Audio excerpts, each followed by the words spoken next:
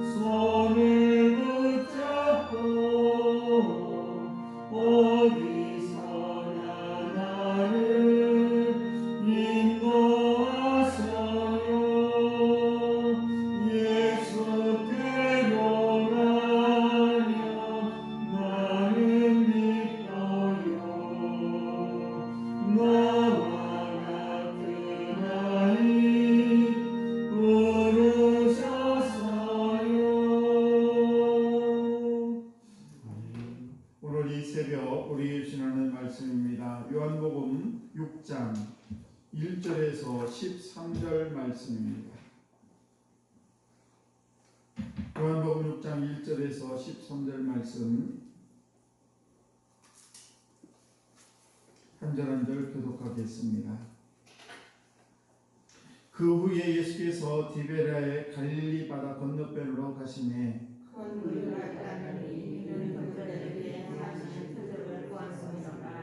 예수께서 산에 오르사 제자들과 함께 거기 앉으시니 예수께서 눈을 들어 큰 무리가 자기에게로 오는 것을 보시고 빌립에게 이르시되 우리가 어디서 떡을 사서 이 사람들을 먹이겠느냐 하시니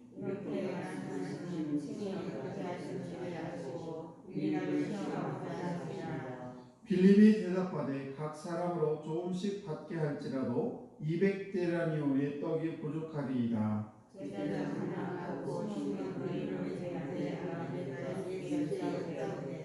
여기 한 아이가 있어 보리떡 5개와 물고기 2마리를 가지고 있나이다. 그러나 그것이 이 많은 사람에게 얼마나 되겠사옵나이까. 예수께서 이르시되 이 사람들로 안되었으니 그곳에 자기가 많은지라 사람이 만약에 수가 5,000명쯤이더라. 예수께서 떡을 가져 축사하신 후에 앉아있는 자들에게 나눠주시고 물고기도 그렇게 그들의 원대로 주시니라. 그들이 배부른 후에 예수께서 제자들에게 이르시되 남은 조각을 거두고 허니물로 적게 하라 하시고 같이 합니다. 이에 거두니 보리떡 5개로 먹고 남은 조각이 12바구니에 찼더라. 아멘. 기가 복된 새벽입니다. 오늘도 이 주일 새벽에 나오신 우리 성도들 하나님의 크신 은총이 여러분에게 함께 하시기를 주 이름으로 간절히 축복합니다. 5월을 우리가 가정의 달이죠. 그리고 매년 첫 주는 우리 5월 첫 주는 이제 어린이 주일로 지키고 있습니다. 그리고 두 번째는 이제 어버이 주일로 지키고 있어요. 시편 127편 3절 말씀 보시게 되면 보라 자식은 여호와의 기업이요 태의 열매는 그의 상급이로다. 이렇게 어린이들에 대해서 하나님께서 우리에게 선물로 주셨는데 그 선물을 우리가 잘 되도록 그 자녀들에게 복을 빌고 뿐만 아니라 우리가 주 안에서 그 자녀들을 잘 양육해서 그것을 하나님의 기쁨으로 올려드리는 것, 이것이 부모의 그런 역할인 것입니다. 일본 속담에 자녀는 부모의 등 뒤에서 배운다라는 말이 있어요. 자녀들은 부모님들이 어떻게 행하느냐에 따라서 그것을 잘 배워서 이렇게 행동을 하게 되는데, 우리말로 거꾸로 얘기하면 윗물이 맑아야 아랫물이 맑다라고 얘기할 수가 있겠죠. 그래서 부모가 신앙생활에서 모범을 보이게 되면은 자녀들은 자연스럽게 따라오게 되어 있습니다. 오늘 우리가 함께 찬송한 예수께로 가면, 저는 주일학교 때 굉장히 많이 불렀던 그런 찬송이에요. 그래서 우리가 고대일수록, 시간이 옛날로 돌아갈수록 어린이들과 그리고 또 여성들을 아주 그냥 있는 듯 없는 듯 그렇게 아주 보통 다 남성 위주로 그렇게 어른 중심의 사회 구조로 대부분 이루어졌습니다. 그런데 이처럼 무시되고 또 소외되었던 그런 한 어린아이의 작은 희생이 놀라운 기적을 가져왔죠. 이와 같이 하나님의 그 기적이 일어나려면 먼저 한 사람의 이런 희생이 필요하게 됩니다. 한 아이가 드린 그런 이 도시락은 기적의 마중물이 되었던 것이죠.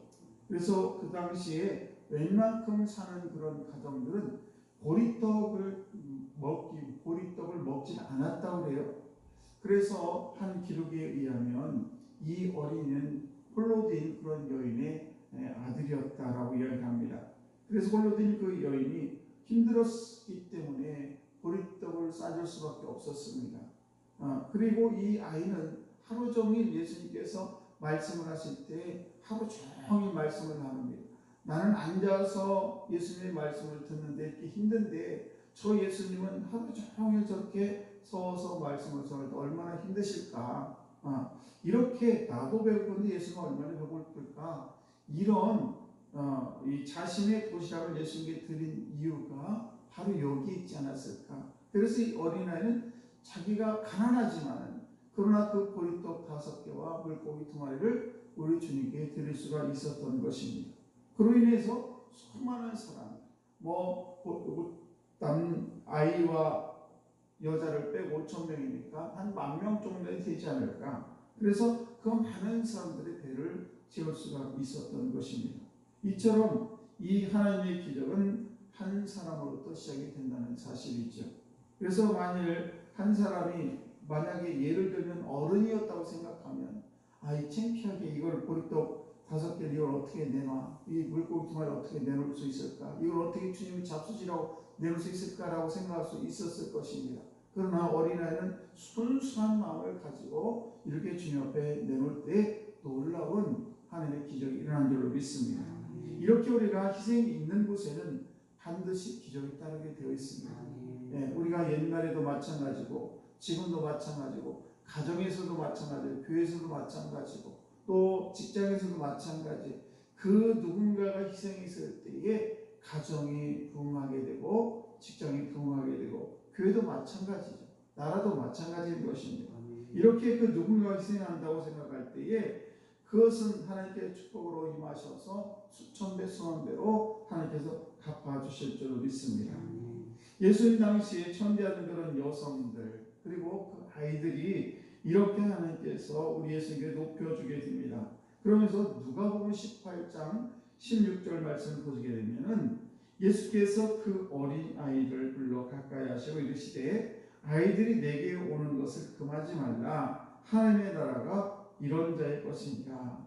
이렇게 말씀하시면서 우리 주님께서는 그 어린아이를 굉장히 아끼시고 사랑하시고 축복해 주는 것을 볼 수가 있습니다. 어린이들은 어른들과 달리 3가지 장점이 있어요. 그 첫 번째 장점은 뭔가 하면 순수성이 있다는 것입니다. 어린이는 순수해요. 아주 순수한 거예요. 두 번째는 가변성이 있다는 거예요. 가변성이 뭐냐?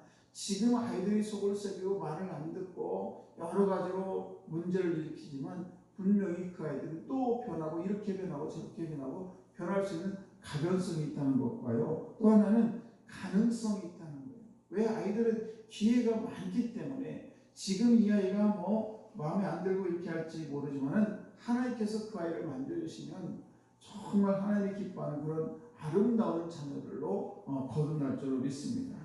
우리가 잘 아는 에디슨이라는 사람도 우리가 잘 알다시피 그 당시에 많은 사람들로부터 아니 쟤는 왜 이래? 라고 그렇게 생각이 들 정도로 좀 이상하게 생각했던 그런 사람이면 그러나 얼마나 많은 우리가 지금 여기 그냥 불을 켜보고는 이것도 에디슨이 발명한 것입니다. 뿐만이 아니에요. 우리가 잘 안슈타인이라는 사람도 정말 그 훌륭한 그런 과학자임에도 불구하고 많은 사람들로부터 이 아이는 참 멍청하다라는 그런 소리를 들었었다는 사실이 있죠.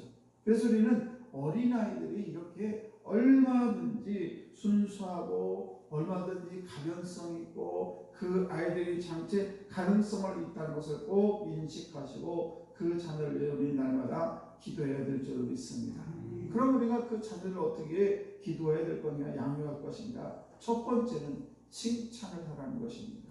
여러분 꾸중을 들으며 자란 그런 아이들은 남을 비판하는 것을 배우게 된다는 것입니다. 아, 내가 조금만 잘못했는데 지적하는구나. 그래서 지적질을 잘해요. 이 아이는 왜 그런가? 어른이 돼서도 자꾸 남을 지적하는 사람은 어렸을 때부터 계속해서 꾸중을 들었기 때문에 그래요. 잘한다고 칭찬을 듣는 아이들은 이렇게 남을 비방하지 않습니다. 그런데 어렸을 때부터 꾸중을 듣는 아이는 자꾸만 뭐 하나만 걸리게 되는 것을 지적을 하게 되고 자꾸 이렇게 되게 되면 어떻게 됩니까? 불평하는 인생이 되고 만다는 사실이죠. 그래서 우리는 성경적으로 자녀를 교육하는 방법은 늘 칭찬을 아끼지 말아라. 이것이 첫 번째고, 두 번째는 성경적 교육 방법, 자녀의 가치를 인정해 줘야 된다는 것입니다. 우리가 생각해 볼 때 아이들이 별거 아니다 라고 생각할지 모르지만 아니에요. 우리가 자녀들이 탈선한 이유 중에 하나는 뭔가 하면 부모들이 자녀들보다 다른 것을 더 사랑하기 때문에 애들이 탈선한다는 사실입니다. 그래서 자녀들을 우리가 인정해주는 가치를 인정해 줄 때에 우리 자녀들이 아름답게 성장할 줄로 있습니다. 그래서 첫 번째는 자녀를 칭찬하고, 두 번째는 우리 자녀를 이렇게 가치를 인정해주고, 세 번째는 우리 예수님께서 하시는 방법인데 자녀를 축복하는 것입니다. 저는 아이들이 오면 꼭 안고 축복 기도를 합니다. 여러분들도 손주가 됐든 뭐 자녀가 됐든 간에 또 머리에 손을 얹고 축복 기도를 하시기 바랍니다. 예수님께서는 이 어린애를 칭찬하고 그리고 가치를 인정해 줄 뿐만 아니라 품에 안으시고 그 아이를 축복해 주었다는 사실입니다. 그러므로 저와 여러분들도 자녀들에게 순수한 믿음을 잘 물려주시고 그리고 축복을 반복해서 선포함으로 말미암아 우리 자녀들이 장차 이 나라의 귀한 주인공들이 다 될 수 있도록 여러분의 자녀들이 후손들이 그런 축복 가운데 살아갈 수 있도록 주의 이름으로 간절히 축복합니다. 기도하겠습니다.